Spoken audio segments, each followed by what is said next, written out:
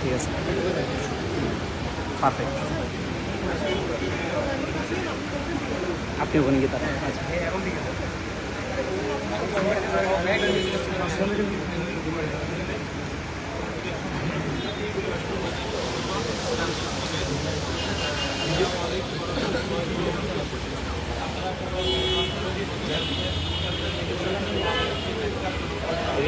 সরো।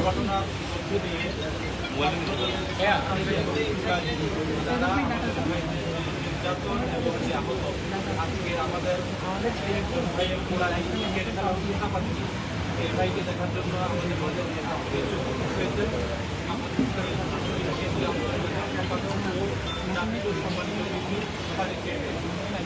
ভাই আহত আশরাফুল ইসলাম ভাইকে দেখেছেন এবং পরিবার আমাদের মাঝে আশরাফুল ভাইয়ের সম্মানিত পিতা বকির হাসান সাহেবের পাশে যিনি আছেন আজকে আহত আশরাফুল ভাইকে দেখার সাংবাদিকদের সামনে মিটিং করছেন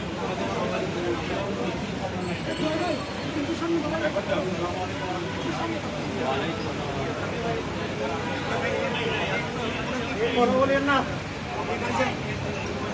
ভাই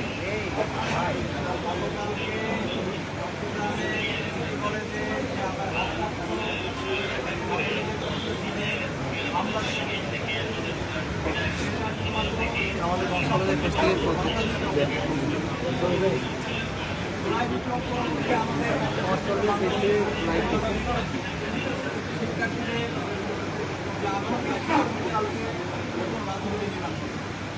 এবং সেই রাজনীতি নির্মাণ করার জন্য আমরা বিপ্লব পরবর্তী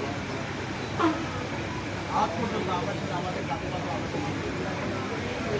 বিপ্লব পরবর্তী মধ্যে ক্যাম্পাস আমরা দেখেছি কীভাবে শিক্ষার্থীদের জন্য রাজনীতি করতে হবে কীভাবে কীভাবে এইসব রাজনীতি করতে আমরা খুবই অবাক হয়েছি যে আন্দোলনে যারা আমাদের সহযোগিতা ছিল তারা গত 16 বছরে যারা মধ্যম ছিল তারা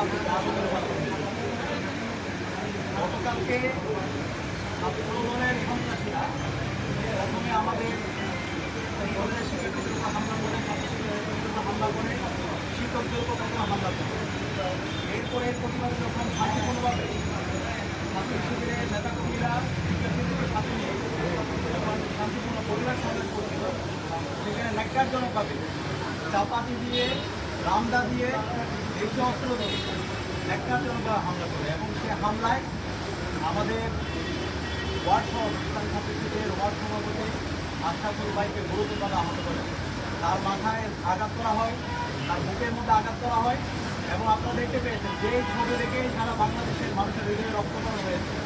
তার পায়ের গোড়ালিতে চাপাতি দিয়ে রামদা দিয়ে কুপিয়ে পুরো পায়ের পেছনে গোড়ালিটা আলাদা করে দেওয়া হয়েছে। আমি এখন তাকে দেখতে পেয়েছিলাম এবং ডাক্তারদের সাথে কথা বলেছি। ডাক্তাররা বলেছে আশঙ্কাজনক অবস্থায় আছে, গতকালকে অপারেশন হয়েছে এবং ডাক্তারদের মতামত হলো আগামী 3 দিনের মধ্যে যদি সেগুলো যেভাবে পুরো গোড়ালি আলাদা করা হয়েছে সেটা যদি সংযুক্ত না হয় তাহলে পা কেটে ফেলতে হবে। এই ধরনের একটা আশঙ্কাজনক অবস্থায় আমাদের আশরাফুল ভাই আছে। তো আমরা বলেছি কারণ চিকিৎসা করার জন্য ঢাকায় আমরা ঢাকার সাথে কথা বলছি। তো এই যে রক্তাক্ত করা আমার ভাই থেকে রক্তাক্ত করলো, শিক্ষার্থীদেরকে রক্তাক্ত করলো, সেটা কারা করেছে কালকে সোশ্যাল মিডিয়া এবং পত্রিকার বড় নিলে ভালো। আমরা দেখতে পেয়েছি ছাত্র দলের সাধারণ সম্পাদক মির্জা ফারুক চাপাতি সহ এই সমাবেশে হামলা নেতৃত্ব দিয়েছে। ওনাকে আমরা দেখতে পেয়েছি আব্দুল মজিদ ছোটন সদস্য সরকারি দলের ছাত্র দলের চাপাতি সহ ওরা হামলা নেতৃত্ব এবং আরও অনেকের ছবি আমরা এখানে দেখাতে পারবো আপনাদেরকে আমরা দিয়ে দেবো। সোহেল পড়াসহ এরকম বহিরাগত সন্ত্রাসীদেরকে নিয়ে এসে শিক্ষার্থীদের ওপর এবং ছাত্র শিবিরের নেতাকর্মীদের উপর ন্যাক্কারজনক হামলা হয়েছে। আমাদের প্রায় 30 জন নেতাকর্মী মারাত্মকভাবে আহত হয়েছে এবং আশরাফুল এবং সংগঠন আমরা বিরোধী বলতে চাই যারা এই ক্যাম্পাসে সন্ত্রাসের রাজত্ব কায়েম করেছে, যারা আমার ভাইয়ের পায়ে চাপাতি দিয়ে আঘাত করে পায়ের গোড়ালিকে বিচ্ছিন্ন করে দিয়েছে, এই সন্ত্রাসীদেরকে দ্রুত সময়ের মধ্যে তাদেরকে বিচারের আওতায় নিয়ে আসতে হবে। আমরা সরকারকে প্রশ্ন করতে চাই, স্বরাষ্ট্র মন্ত্রণালয়কে আমরা প্রশ্ন করতে চাই, স্বরাষ্ট্রমন্ত্রীকে প্রশ্ন করতে চাই, এই যে এভাবে ক্যাম্পাসে একের পর এক ছাত্রদলের সন্ত্রাসীরা হামলা করছে, সেই হামলাকে আপনারা প্রশ্রয় দিচ্ছেন? আপনারা কি সেই 90-এর পরবর্তী ক্যাম্পাসের মধ্যে যেভাবে গরম গ্যাসরুম কালচার তৈরি করার মাধ্যমে শিক্ষার্থীদের উপর নিপীড়ন নির্যাতন করেছেন, সেই কালচার আবার পুনর্বহাল করতে চান?